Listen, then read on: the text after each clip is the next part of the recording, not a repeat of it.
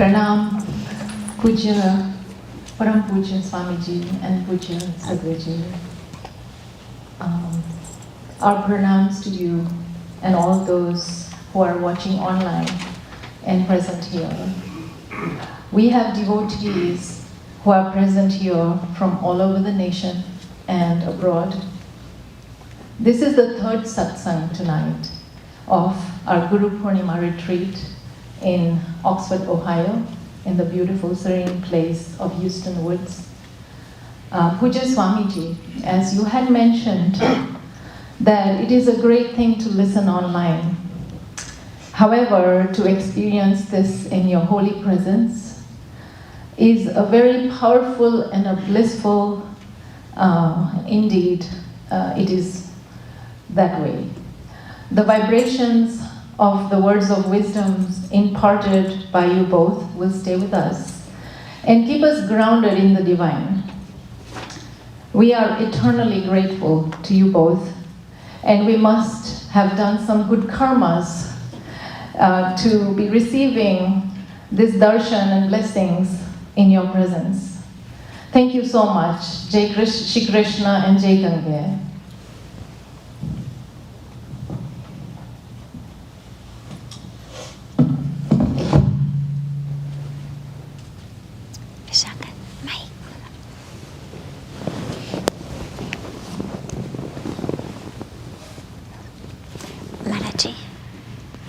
मंत्र से शुरू करें।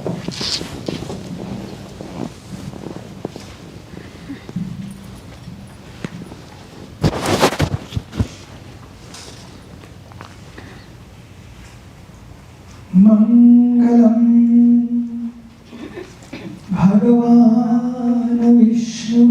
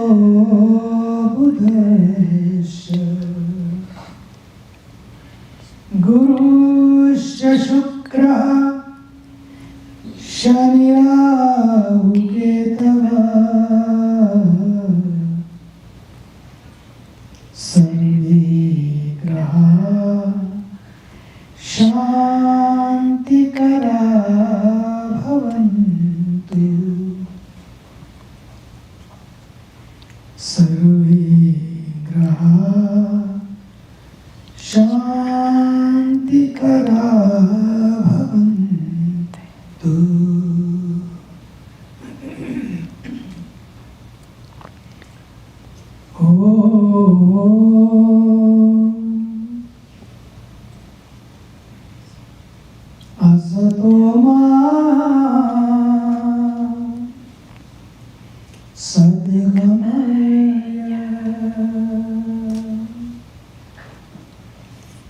Tamasoma Jyotirgamaya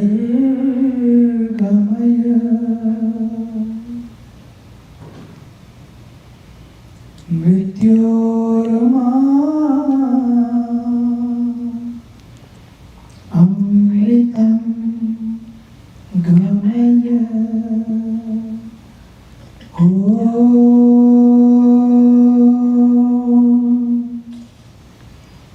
Shanti,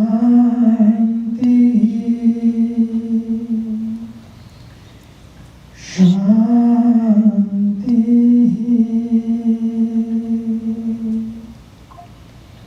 Shanti.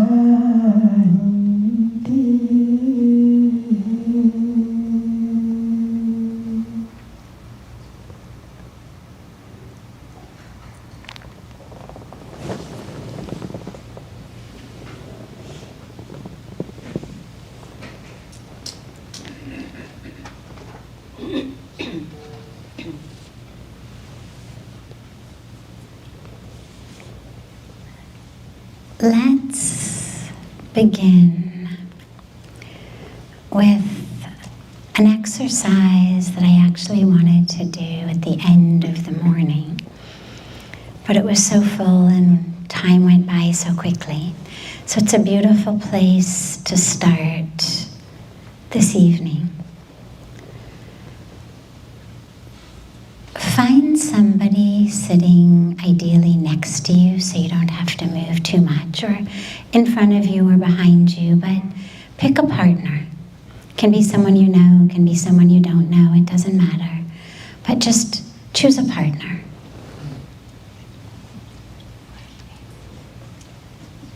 Okay. Try to have it be just groups of two. Yeah. If anybody doesn't have a partner, raise your hand. Okay, I have one in the back. Anybody else without a partner? So you can come to the front.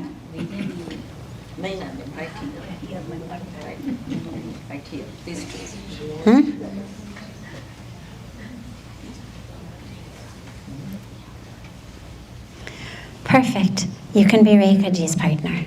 Come. Perfect timing. So, in your group of partners, one of you will be A, one of you will be B. It doesn't matter, there's no subjective values here. Just choose an A and choose a B. And all of the A's, raise your hand. Everybody who's an A, raise your hand. Every group should have one A, only one A. Okay, I don't have any A's down here. Anybody an A? You guys? Okay. Okay. If you are a B, raise your hand. Great. Just wanted to make sure everybody knows. Great. Now turn and face your partner. If you're in chairs, move your chairs. Turn and face your partner. You should be looking at them. Yeah, you can feel free to move the chairs, of course. Just turn the chair. They move easily.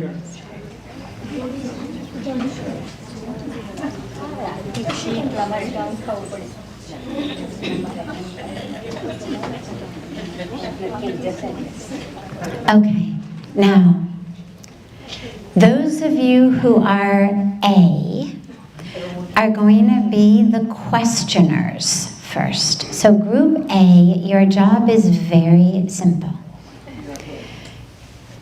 You're going to say to your partner, who are you? Okay, I'm going to give all the explanations, then I'm going to let you go. You're just going to say, who are you? Partner B will respond. It may be a one-word answer, it may be a one-line answer, it may be a paragraph answer, whatever flows from them. The moment that person B is done speaking, you simply say to them again, who are you? And after every answer they give, all you do, You don't say, oh yeah, me too. You don't say, oh that's great, or oh that's not true, or yeah, you are. Nothing. Person A, who are you? Those are your entire lines. Who are you? Who are you? Person B, allow yourself. Allow yourself to go deep. This is not a getting to know you exercise. I hope you've already done that. We've been here more than 24 hours. It's not the, hello, my name is with the sticker on you. Allow yourself to go deep. Let person A be the catalyst, be the container, the safe space into which you can drop into your truth. Okay? So you'll have a few minutes on each side. Let's start with person A as the questioner. And until I tell you to stop, just keep going. You may giggle. Sometimes people get uncomfortable and giggle. That's okay. Work through it. Okay. And if you feel too crowded over here, feel free to pick up and go sit in the corner someplace, whatever you want to do. But now, person A, you start.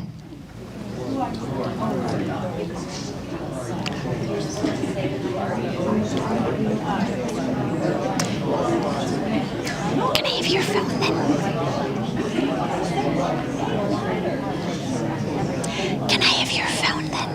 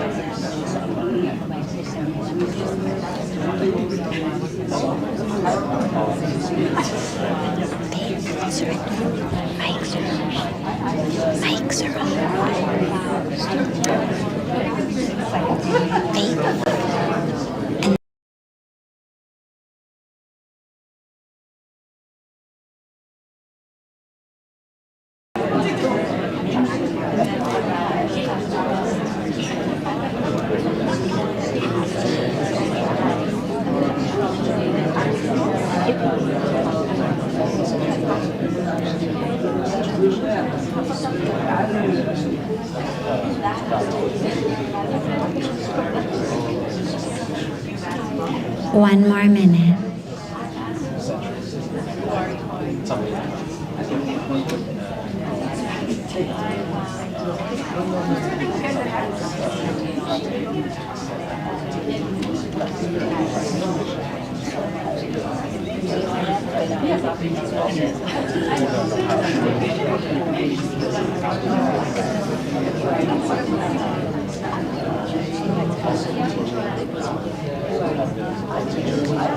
Wonderful. Come back to the center.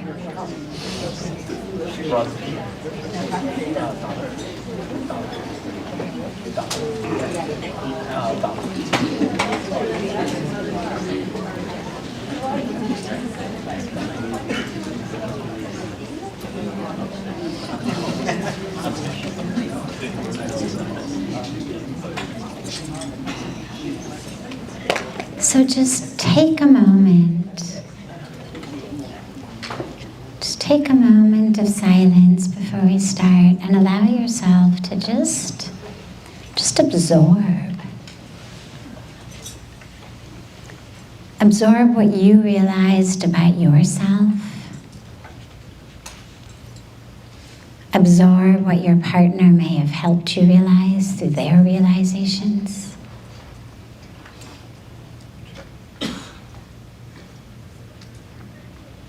Just allow that awareness to really sink in.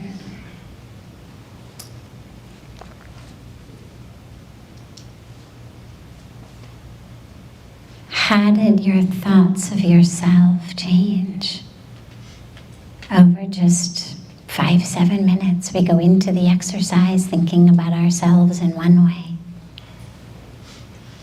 and you come out thinking about yourself in a totally different way.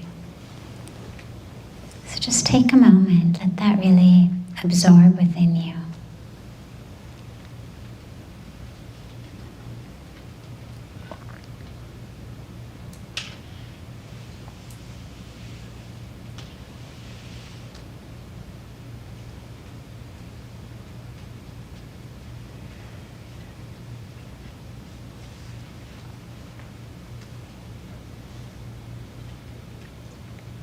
Beautiful.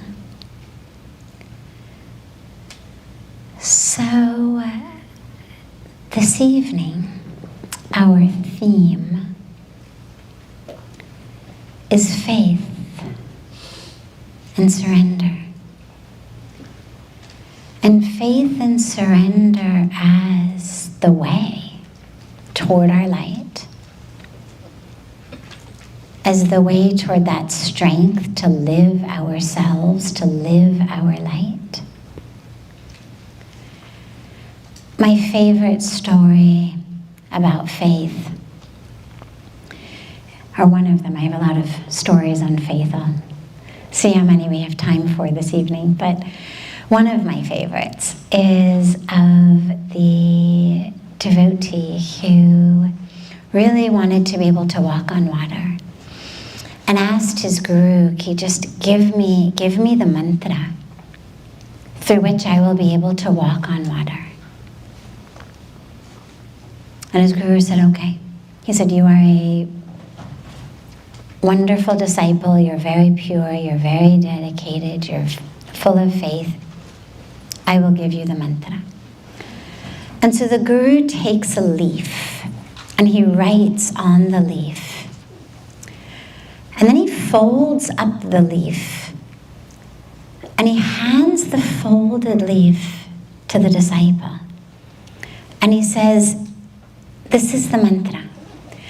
But you need to just feel its energy, not read its words." And he said, "So take this folded up leaf and hold it in your hand and walk out onto the water and you will be able to walk." And he said, "But don't open it. The leaf has to stay folded up for the energy to stay strong." So the disciple's very happy. He takes the leaf in his hand and he walks out and he walks onto the water. He's walking on the water. Can't believe it. Amazing, it's working. He gets about halfway out onto the water. Suddenly, as we all know, the games of the mind, right? Anybody who hasn't had that happen, raise your hand. And the mind starts to go, "My God, I wonder what this thing is. My God, look at this, I'm actually walking on water. What kind of mantra could this actually be that I'm able to do the impossible?" And his mind takes over. And as he's walking out on the water, he just can't control himself anymore, and he opens up the leaf. And as he starts to sink into the water, he's able to read what is written on the leaf, which is the word faith.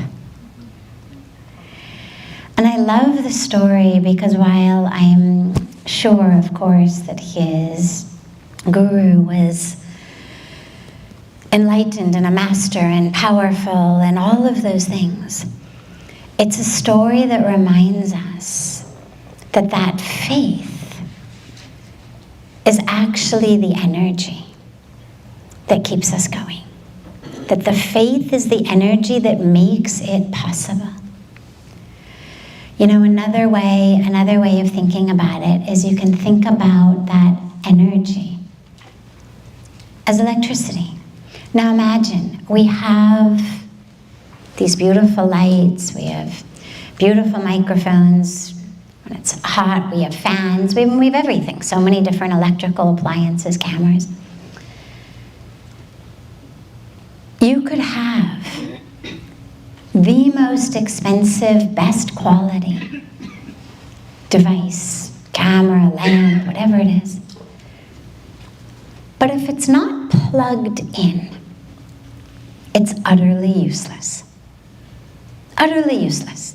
Whether you've got a blender, you've got a toaster, you've got a plasma screen TV, you've got a microphone, a lamp, anything. They are all literally nothing but metal, plastic, whatever plasma is made of. It's all there. They're useless. Nothing. When they are not connected to the source. It's the flow of electricity into them that enables the blender to be a blender, that enables the toaster to be a toaster, that enables the microphone to give us sound, that enables the lights to give us light. that connection, in the case of electricity, it's a literal wire. You plug it into the wall. But within us, our faith is that wire, is that connection. You can have a powerhouse of energy. You could have the most powerful powerhouse, power grid of energy anywhere in the world. And your lamp still won't work unless you plug it in. The fact that there happens to be a powerhouse of energy out there is useless for you unless you plug into it. Our faith, our surrender, is the very conscious, deliberate, intentional act of plugging ourselves in to that divine power. Yeah, God is all-powerful, the Guru is all-powerful. And until and unless we surrender in faith, in love, we're like a blender that can't blend, or a toaster that can't toast, and a lamp that's got no light coming out of it. So it connects us. If you talk to people who don't have faith, most of the reason that most of us don't have faith, this isn't true for everyone, but it's true for a large, large percentage, is at some point in our life we had faith. And then something happened. Some tragedy struck us, struck a loved one. Something that we really did not want to happen happened. Or something we really wanted to happen didn't happen. And so we decided that God, the Guru, was essentially like a vending machine that was broken. That we had done our prayers, our puja, our good karma. We had done what we were supposed to do, but we didn't get what we were supposed to get. And therefore, we stopped believing. But the entire premise of that is incorrect. Because nowhere is it written, no scripture, no teaching, no master has ever said, yeah, put in your dollar bill and push the button and whatever you want is going to come out. I'm your friendly neighborhood vending machine. It's not how it works. What we are given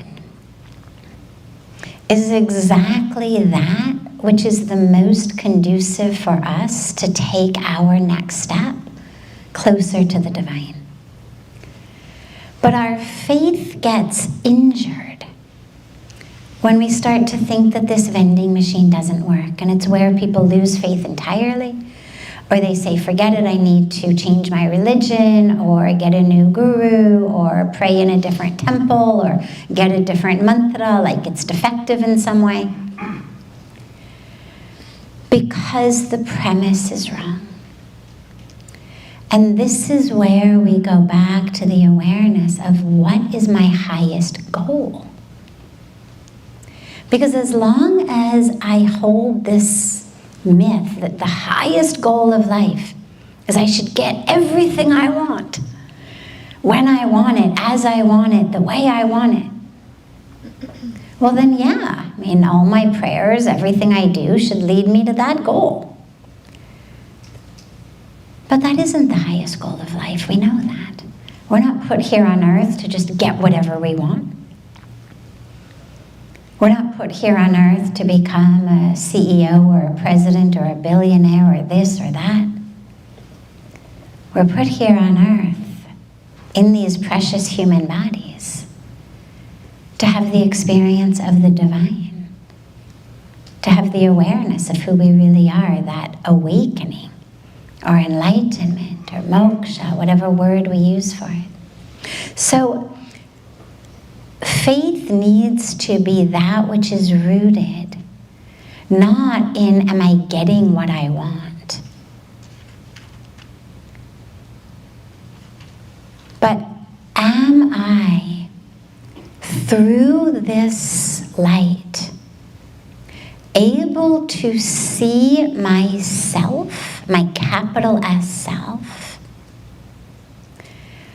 and therefore shine that on the world? You look at the story of Prahlad.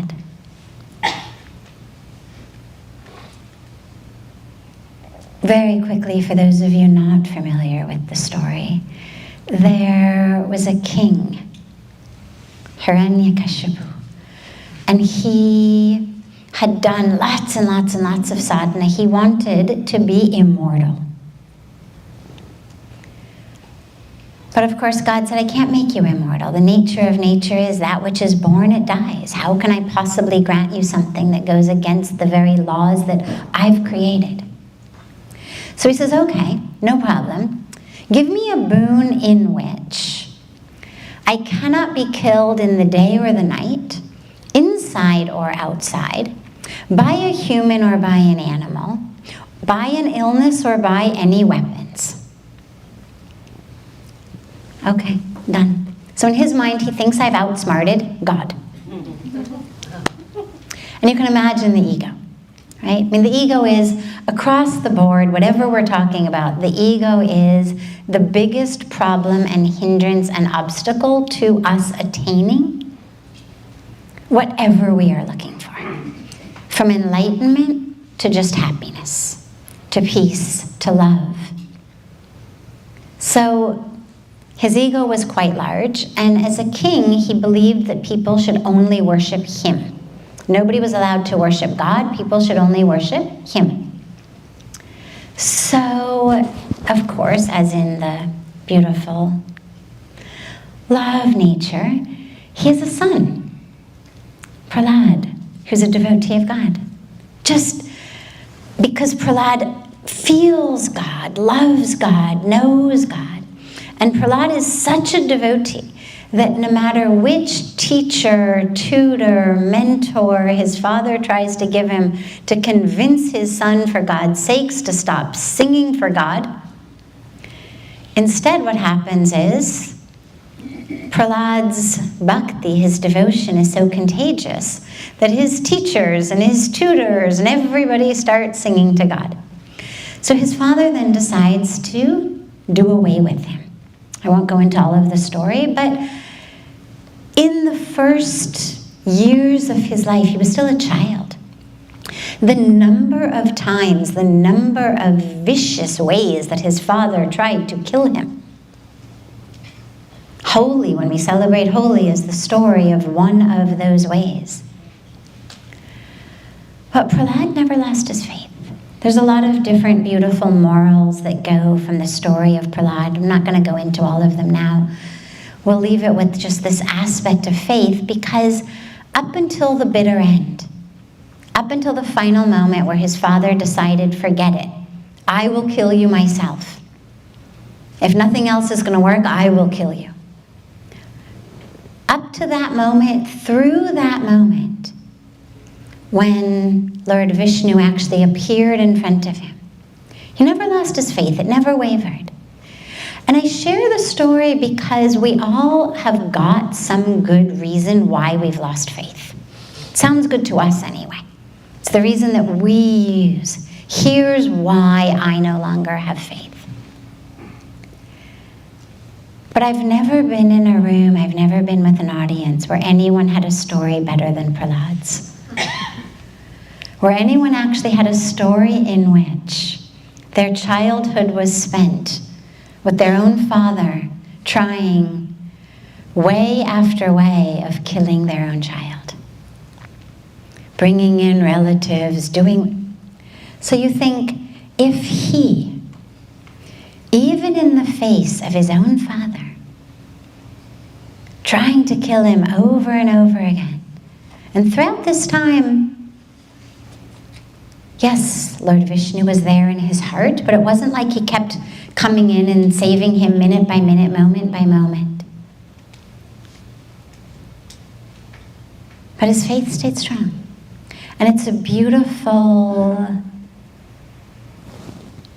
reminder, beautiful reminder of how, despite everything, how to have faith and how God is always there. We may think we are at the end of our rope, but we're not. And how God is always there, always there. Hanumanji gives us it's my other favorite stories. Again, I won't go into the details, but just at the end of the war of Lanka, when Hanumanji's been this hero and has accomplished all of these miraculous feats, how does he do it? When he's asked, how does he do it? What is his answer? Not, oh yeah, I'm practicing the Hanumanasana every day with my yoga teacher. That's how it is. Right? Not, I'm lifting weights every day so I can carry the Himalayas when the time comes. A thing. Not even I've got a special mantra, special tonic, special this. Not even, don't you know who I am? I mean, wouldn't that be easy? Right? Don't you know who I am? Don't you know who my Father is? Like, I'm God, for God's sakes. Not even that. Just, I take Bhagwan Ram's name, and it happens. It happens. That's the power. That's the power of faith, the power of surrender. That is the miracle. It is the magic formula through which it happens. I'll end with one of my other favorites. It's a parable of a man who's holding on to a rope for dear life. And he's terrified. If he falls, he's going to plummet to his death, so he's holding on. And he hears the voice, this angelic voice of some divine being saying, just let go. Just let go. And he says, how can I possibly let go? If I let go, I'm going to plummet to my death. She says, just let go with one finger. So he says, okay. Her voice is so soothing. So he lets go with one finger. Slowly, slowly, finger by finger, she convinces him, coaxes him to let go, finger by finger. And then they get to the point where he's holding on with only one finger left. And she says, just let go. Just let go. He says, now I really can't let go. Now I'm really going to plummet to my death. Like, how I'm managing to hold on with just one finger, only you know. But if I let go, I will die. She says, just let go. And eventually he does. And he doesn't go anywhere. And he looks down and he realizes he's been standing on solid ground the entire time. And what I love about that parable is the enemy of faith is this idea that somehow I have to do it all myself, that it's all up to me, that I'm the one holding up the show. I'm the one, I've got this death grip on life. I'm going to micromanage this, micromanage that, micromanage this, micromanage that. If I can just, for God's sakes, get this to work, then everything will be okay. And we live in this sense of it's all up to me. And what we don't realize is we are being held, we're being carried. There's solid ground beneath our feet. The divine is there. And the divine has given us free will. So it's up to us how we want to live. Lastly, I think I have time. Yeah. Lastly, as we come upon the full moon of the Guru. This is a really important place where that faith and that surrender plays a big role, because as I gave the example about the electrical appliances, for me the moon is my favorite way of thinking about this. On a deeply personal level, I still remember when I first had this realization. I still can picture myself standing on the banks of Ganga. I'd been in India, I don't know, a few years at that time. And I was looking up at the full moon, and it just, it hit me like those epiphany moments. And the realization was, I'm a science buff, for those of you who don't already know that. And in the weeks prior to this happening, I had come back into India from America, and on the plane I had been watching some National Geographic special on the creation of the Earth and the solar system and sort of how it all had happened. And one of the pieces that had stuck out at me was that our moon is actually believed to have previously been part of the Earth, and that at some point it just broke off, and that through gravity it's being held there. So I'm looking up at this moon full of light, realizing that there is the same as this here. This gives off no light.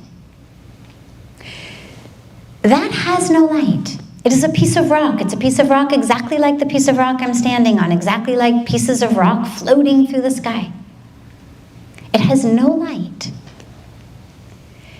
The light that I am seeing is the light of the sun that the moon is reflecting. And it was such a powerful moment for me, because one of the things that on a personal level I've always struggled with is this idea of actually having gifts to share, having gifts to give, being of a value to the world beyond just academic intelligence that's actually of worth. And it was something that Pujya Swamiji had always been telling me from the beginning, but it took a really long time to kind of keep sinking in different ways. And this was a really powerful moment of, oh yeah, it's not about generating light. You don't have to be the sun. You can be just a piece of rock, a lightless piece of rock, just like any other piece of rock. What makes the moon special is that she's managed to get herself into such perfect alignment with the sun that she's able to reflect that light of the sun onto the earth. And that on the full moon days, the moon obviously never actually changes shape, but on the full moon days are the days that we can sort of recognize and realize, she's in full alignment, totally aligned, fully surrendered, fully right there. The days where there's less of a moon, think are days that she's gone a bit out of alignment. She's gotten distracted, right? And for me, and I hope for all of you, it's a really beautiful inspiration, because if you look within and you feel like, well, I don't know where the light is, don't worry. You don't have to be the generator of it. All you have to be is connected to the source of it. Whether you think about it as an electrical appliance connecting into a power source, or you think of it as the moon getting into alignment so the light can be reflected. Either way, the lesson is the same. It's not up to you to generate it. It's up to you to recognize that power is there, that light is there, and that it is there for you to flow through you, and even as you, should you choose to get connected. should you choose to come into alignment. With that, I request Pujya Swamiji Maharaj to share with us his blessings and wisdom.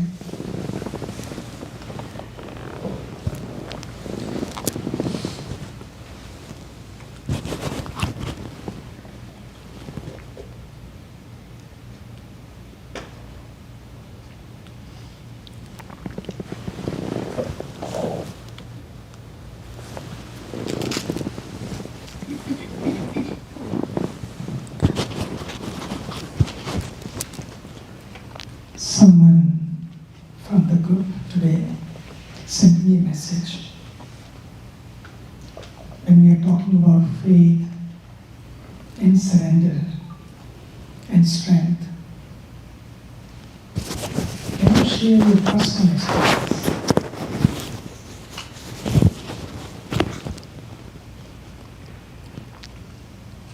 So before I go to my personal experience,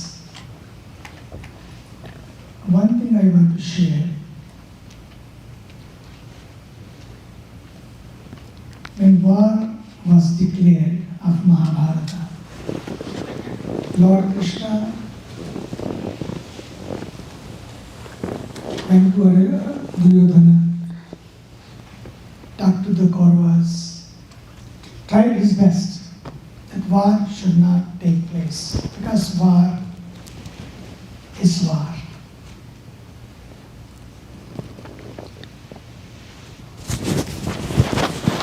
No matter what, whoever is won and whoever is lost, ultimately both lose.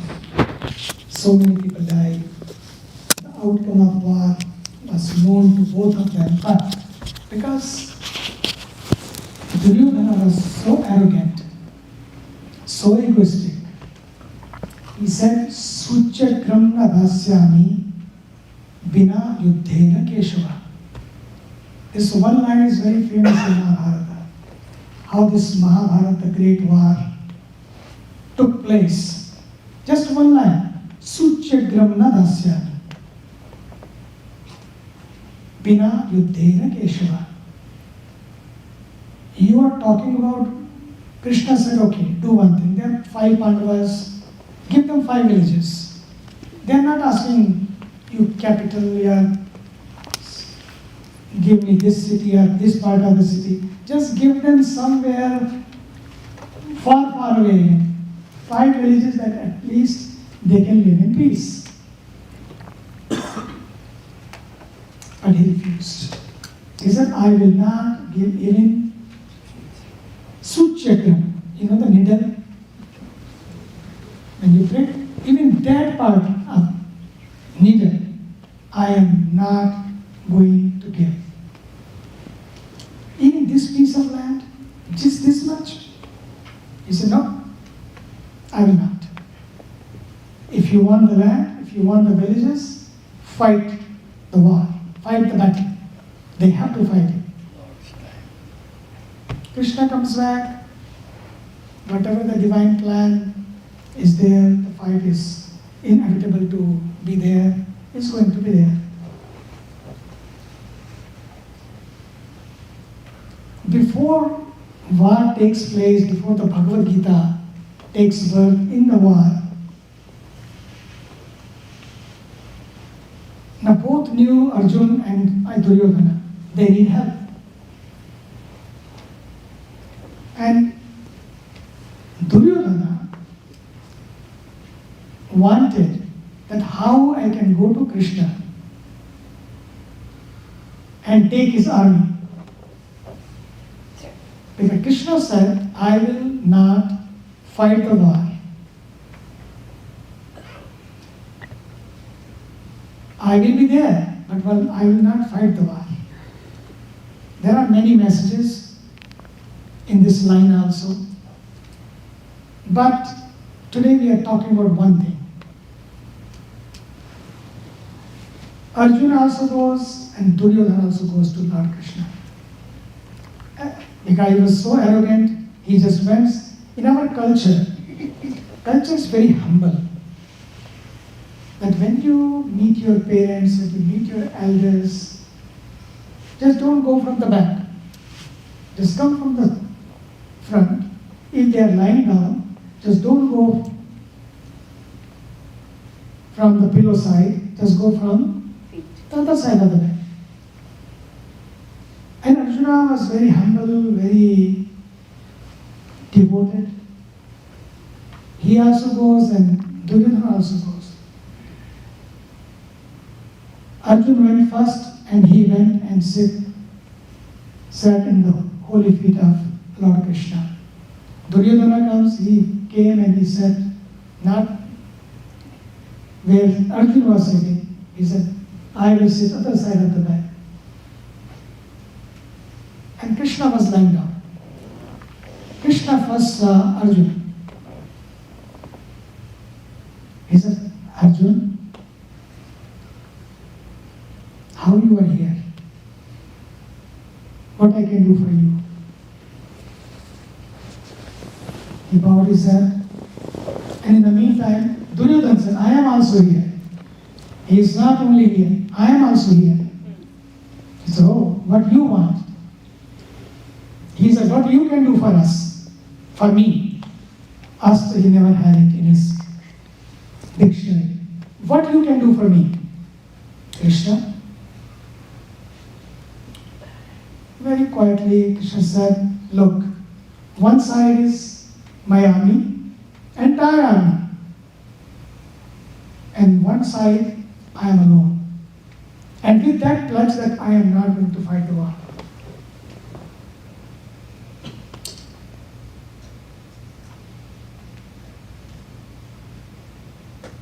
Before Duryodhana asked for the army or asked for anything, Arjuna said, Krishna, I want you. He said, Arjuna, you have to fight the war. He said, Lord, if you are with me, I don't need anything else. Duryodhana was very happy. He said, that's what I wanted. Okay, you keep Krishna. What I will do with the Krishna? If he is not fighting the war, and no army, no weapons, I want to win the war. God smiled and Duryodhana said, give me the army. That's it, I don't need anything else. You are not going to fight the war, what I will do with you? He said few other things also, but I will not repeat here. His language was very amazing. And जैसे कहते हैं मैं तुम्हारा अचार डालूं, कैसे बोलते हैं लोग, किस तरह से जब फ्री हो जाते हैं लोग बोलने लगते हैं. But he said, I need the army. God said, so be it. And they both come back. The day Arjuna, that moment, if you ask me, won the war. Whenever you also in midst of the Mahabharata in your everyday life, it happens in life. If choice comes, just choose Krishna.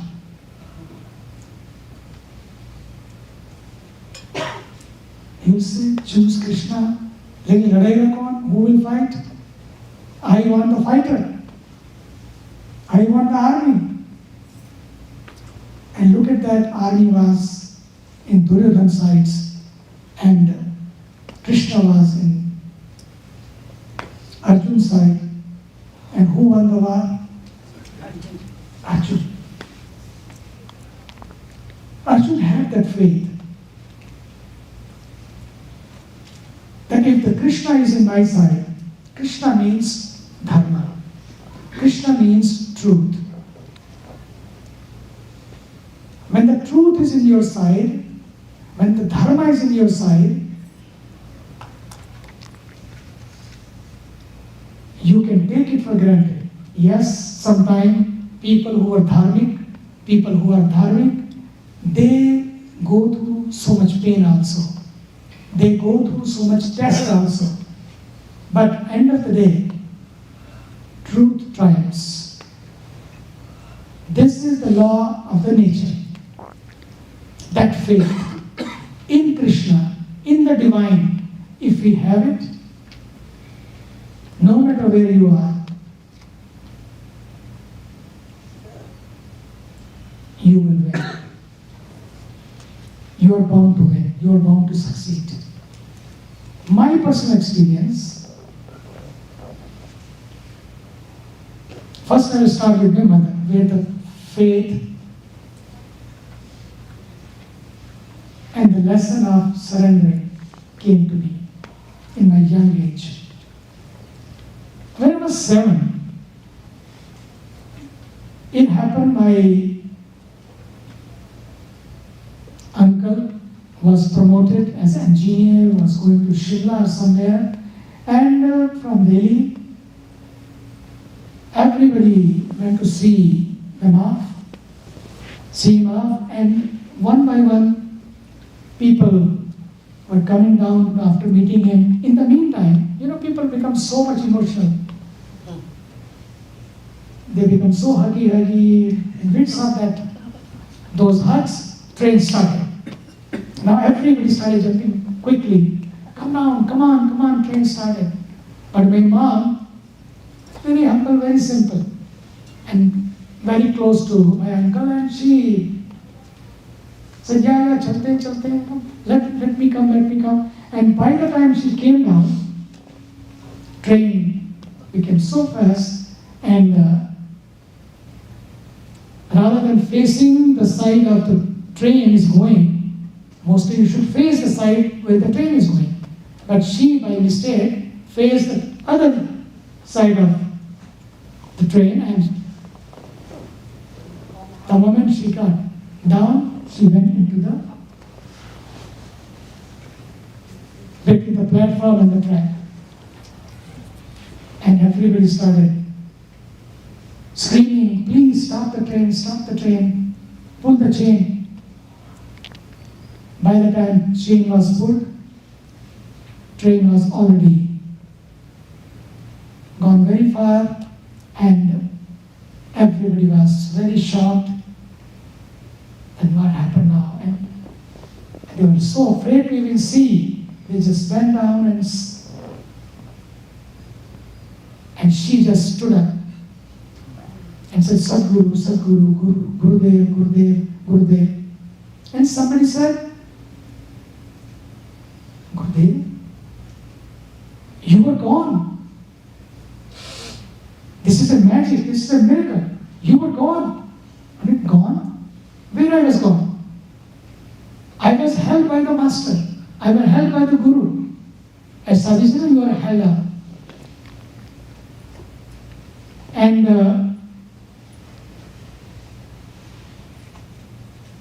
nothing happened to us. I could see when I was young what a faith she had in the divine. What a surrender she had. Even today, she must be 90 maybe. I don't know what age she is now. At least. And but same faith, same surrender, Sadguru, my Gurudev. She is always full of that faith. She comes out, everybody again shared that story. Nay, you don't know what happened. Today you were gone. Sachi, you were gone. Everybody started again and again, started talking to her. She said, I was gone. No, I was not gone. I know that. I was with my Sadguru. And when everybody started saying it, in the evening, she talked to my father. She said, people are talking about this story. If it is true, I was gone. I don't think I was gone. But if it's true, I was gone. Nothing happened to me, not even one scratch, no scar. So let us have a vow. God has given me this new life. Let us start with a new way. with a new beginning. I don't know my father was ready for that or not. I was very young, but I could see several occasions, dialogues between them, but I could not understand that time. But now I say what they must be talking. Because one night we were sleeping on the first floor on the rooftop in the summertime. I came down to drink water, and my father was just near the window and begging to open the door. And he said, remember the vow? Now we have taken the vow. We are now doing sadhana. And when she took the vow, she started sleeping on the floor, changed the clothes, white clothes. My father also changed the white clothes. And they started doing the sadhana. Father will go for the business. He will do his business. He will come back. And mother will be serving so many, whoever comes. She was very fond of feeding people. Amazing. The saints were their rank. They will not keep money in the bank. Jo bhi aata hai, khilao. And they were only I'm sorry to interrupt, just to clarify. She was only like 25 at that time, which is important because she must, nahi, aap chote the, to iska matlab hai ki She was very young. she was only about 25 at that time. She was very young. Yeah.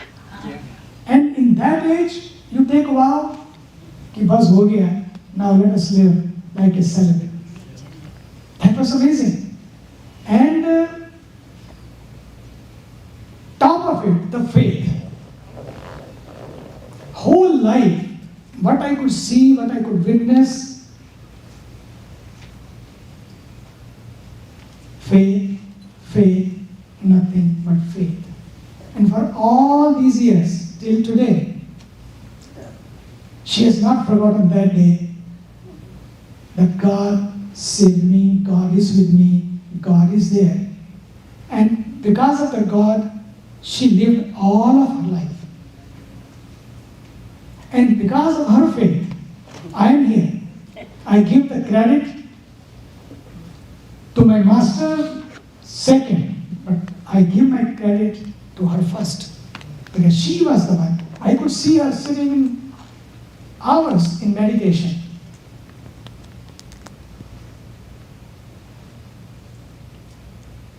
And that was the faith which was groomed in me. And when I was taken to the jungle, it was not easy. But because of her and because of the grace of the Master, he gave me the mantra. And one day he said, now you have to go to the forest after 1 year of silence. I said, forest, jungle, I am very afraid of ghosts. I cannot go to jungle. He said, ghost? I am talking about God and you are talking about ghost. I am talking about Bhagwan, you are talking about Bhoot. In Hindi language, ghost is called Bhoot. But Master was very strong. He was not very goody-goody like us. How are you? Everything. He was very strong. I remember I had one day 21 slaps. Really, I'm telling you. I'm serious. And whenever, the only condition was being with him. I am not telling you the whole story. You have that book maybe somewhere. By the grace of God, you read it. And the condition was being with him. All the time, mantra is on. The moment you stop your lips,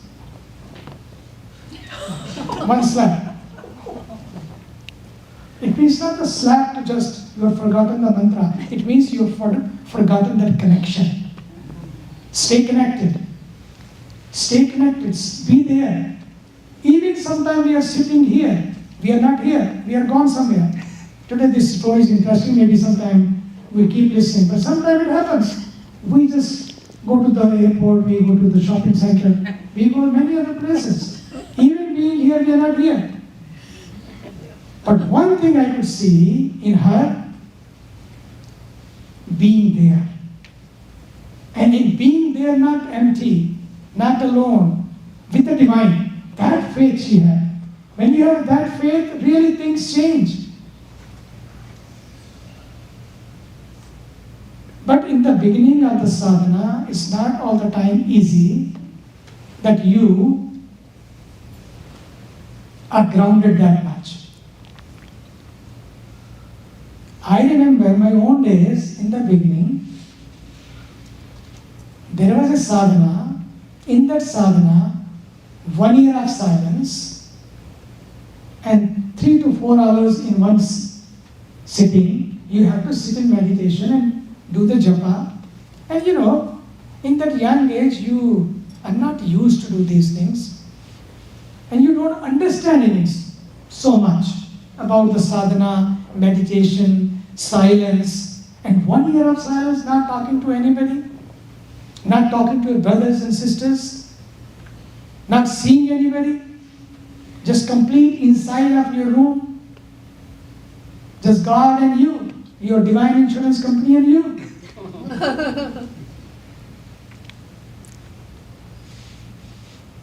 And it happened to me also in the beginning when I was very tired. Rather than sitting in posture, I just became very comfortable.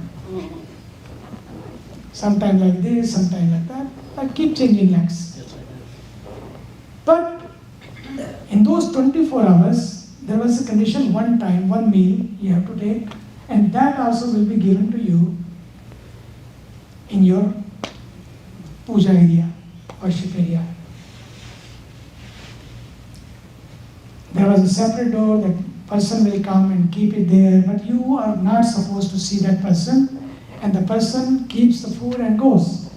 But now see that how mind plays the tricks, how mind defeats you. In the sadhana period, you have to be very careful. These small things. It's not that God is not going to meet you if you are not sitting straight. It's not. Believe me. It's no condition from God. Its condition is only for your mind, that your mind gets the message, you are doing sadhana. Hey, come on. Be there. All this puja, all these diyas, lighting the lamp, incenses, fragrance, all this, it's not for God the flower. God doesn't need anything. That's why he said, Patram Pushpam, Sadhvi was telling in the morning, Patram Pushpam Phalam Toyam Yome Bhaktya Priyachati. Even a leaf, you don't have anything, doesn't matter. You don't have to be rich. If you are rich, great. Offer whatever you can. But if you cannot do anything, offer even one leaf, simple leaf, one flower, one piece of fruit, even water, doesn't matter, which costs nothing. But with the faith. Yome bhaktya priyachati means with the devotion, anybody with having faith in his heart, even offers me one simple leaf. Coming from the jungle, just pluck that leaf and keep it for the divine. God is happy. But all these pujas, all these postures, all these sadhanas, not for God. This keep you straight, keep you there, keep you disciplined. But anyway, the sadhana tells you, sit like that, sit straight. But I was very tired and I just sit down like this. I started doing japa. And the moment, it was my prasad time, the prasad counter was the person who was designated to bring my food. He comes in because the door, there was a condition that he will knock at the door. The moment he knocked the door, I was sitting like this. I was sitting like this. Look at the mind. Normal, you know what happens. Whom to show? Puja is not a show. It's not that who is sitting in front of you is just a piece of metal or piece of picture. If you have that faith, there is not piece of metal or piece of paper, a picture. Things change. But it happened to me also. I am accepting in front of you in my early age. Then in the evening, there was a condition that I could have 1 glass of milk. Now the milk comes again. There's a knock. The moment I heard the knock, at that time I was really lying down and I was so tired. And immediately I got very normal. milk is on, milk is given, he's gone. And in the morning, when I was sitting in the puja, the voice comes from the that picture was given to me.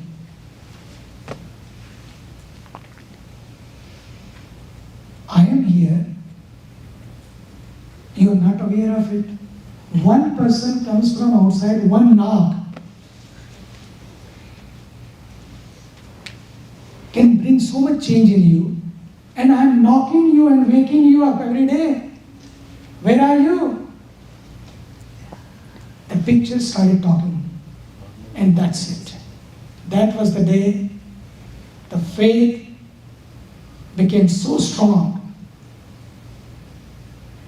Faith became so strong. All the pain, all the fatigue, everything was gone. That came from the mother. I really give that credit to my mother and then to my Guruji. Because the Guru Purnima, we are talking about Guruji also. The first mother is the Guru. That's why we talk about Matri Deva Bhava. Great. Matri Deva Bhava. Adore your mother as divine. Sometimes we take it for granted. We start fighting, we start shouting. We have so much mess. We just take it for so much granted that we can fight, we can say anything, we can do anything. Yeah, you can do anything, but you will not be everything. Because of her, you will be somewhere. Because of the blessing of the parents, we should never forget. No matter smart you become, no matter successful you become, but their blessings are always there. That's what's a Matri Deva Bhava, then Pitri Deva Bhava, then Acharya Deva Bhava. That's the Guru.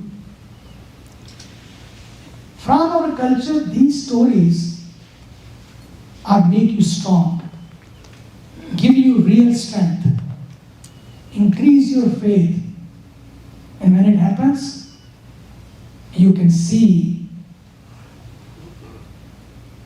the impact of those blessings in your life. The impact of that faith, what you have in your whatever you call, doesn't matter. There's a beautiful thing is many forms, many names, but there's nothing but God. You can call him by any name. He understands all the languages, that's why he's God. We maybe have divisions, we maybe have barriers, but God does not have any barrier. That's why he's God. And that is the message, that don't create barriers. Build the bridges. That is the whole purpose of dharma, whole purpose of faith is. Sometimes faith also starts, when we lose faith, then we divide. If you have a faith, a real faith, a true faith, you will never divide. You will bring people together. You will never create barriers and boundaries. You will always build the bridges. I remember when I came back from the jungle, because remember to my Guru again and again, when I came back from jungle after the sadhana, that sadhana part and many other types of sadhana I have not shared today. But when I came back, I was very happy. The master said, now you have to be in the jungle. I am done. I am back. And now I will be with him. That he will take me with him. He will take me everywhere. Sometimes we think, if we are together, we are there, Guru is taking me with him, then only I am his disciple, his true disciple. Whether you are traveling together, whether you are being somewhere, doing some seva, whatever you are doing, when you are dedicated, that dedication will take you across. That surrender will take you across. So I come back and was very happy. Now the new phase of journey will start with the master. And I asked him, what next? Means, is there any advanced course? I can do it. And he said in 2 lines so beautifully, he said, Mandir mat jao, masjid mat jao. तब नहीं कोई मुजायका है किसी जीव का दुख हर लेना ये घर खास खुदा का है उनका कि if you cannot go to the temple even sometime, you cannot go to the worship places, you cannot even do meditation even sometime, but if you are doing the service, whatever your master has told you, to serve, to give, to share, don't answer, don't question. Sometimes people keep questioning. And when they keep questioning, in Bhagavad Gita, one beautiful line has been said to Arjuna. Lord Krishna said, Arjun, remember one thing. Number 1, have faith. Have faith. Number 2, don't question yourself too much. Don't question the divine. Divine has a divine design. You may be not understanding it, why you are here, why God has put you on this beautiful earth. But have complete faith. That faith will take you across. Not only of this life, but across the ocean of your life after life. And he said, if you can go to the temple, great, must go. If you can do meditation every day, you must do it. But it happens sometimes you cannot do it. Don't worry. Then instead, what you do is that serve the humanity, serve the creation, serve the planet without any expectation. And this is your advanced course, and that's it. Since that day, it's God's grace. I keep telling Sadhviji also that I am coming back. People think about moksha. Hey, you live in moksha. Be juicy right here. Yeah, people think right now, let us live the way we are living. We will just have moksha there somewhere. No moksha will be waiting for you if you are not living in moksha right here. Moksha means that you become free from small, those issues which are really becomes the bondage for you, which keeps you confused. You lose your clarity, and then you become stuck. That's what the whole Bhagavad Gita took place when Arjuna, in the 2nd chapter, says, Karpanya dosho pahata svabhava prichhami tvam dharma sanmula cheta yaksheya syat nishchitam bruhitan me shishyasteham shadhimam tvam prapannam. Krishna, I am very confused. I lost my clarity. My vision is clouded. He was shivering. warrior, but look at the moho, attacked by that, and he lost everything. And then the Bhagavad Gita comes, and then the last shloka comes, and he says that Nashto Moha Smritirlanda, my that moha is nashta. I regain my memory because of you, because of wisdom, because of the insight, because of the knowledge, oh Lord, you have given to me. Because of your blessing, I am back. Let us be back. We have done so much in life. Guru Purnima is coming back to the roots, coming back to the Guru, coming back to the light. That light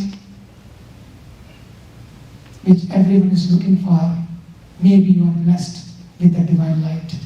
When this happens, it's not the Guru Purnima, day Guru Purnima happens. Every day, every moment becomes Guru Purnima. So have faith, no matter what happens,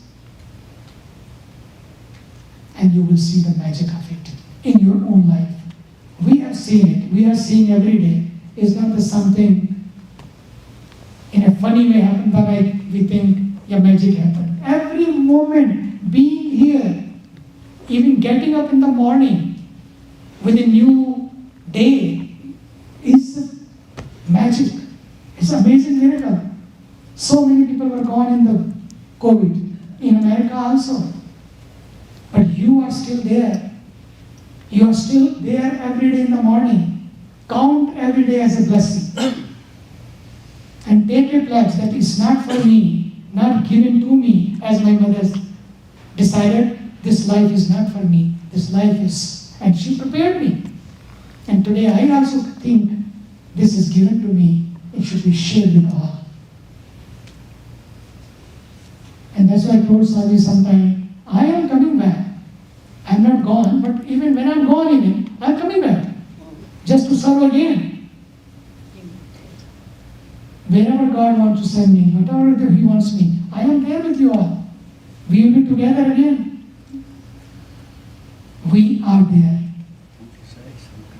Why? You know why? To serve. To make this planet as a better planet. It's a beautiful word. We keep complaining sometimes, we keep grumbling sometimes, small issues. We become so gossipy. Really, I'm telling you. That's why these places remind us, less chatting, more chanting. That's why we are here. Tomorrow we'll talk about more about this beautiful place. Somebody has wrote another line to me about this place. I was reading today, and it's so beautiful that you are loving it here, you are enjoying it here, but it's not enough.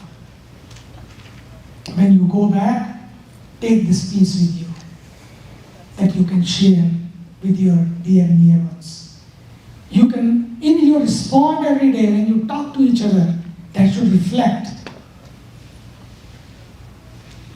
Jai Gange, Jai Gurudev, Jai Ma, Om Shanti, Shanti, Shanti.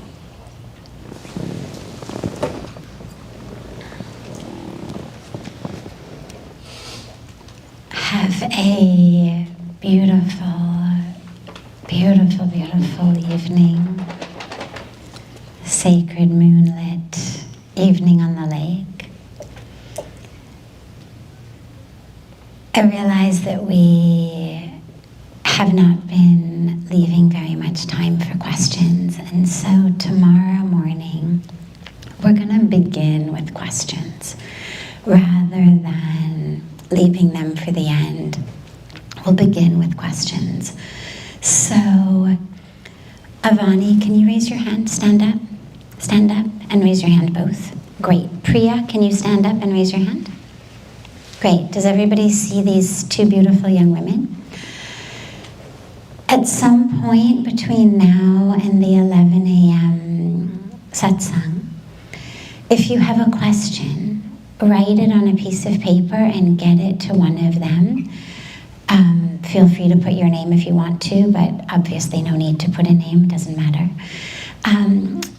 Things move, we've noticed, things do tend to move a little bit quicker and more smoothly if we have the questions in writing in advance. So that doesn't mean that you won't be able to ask it on the spot if something just occurs to you in the spur of the moment. But do try to get your questions to them in advance. It also helps us see if there's multiple questions around the same topic and be able to address them together. So at the walk in the morning, at breakfast, just prior to satsang, whenever it is, get it to either of them, and they'll be our questions in charge. Wonderful. Have a beautiful, beautiful, beautiful night.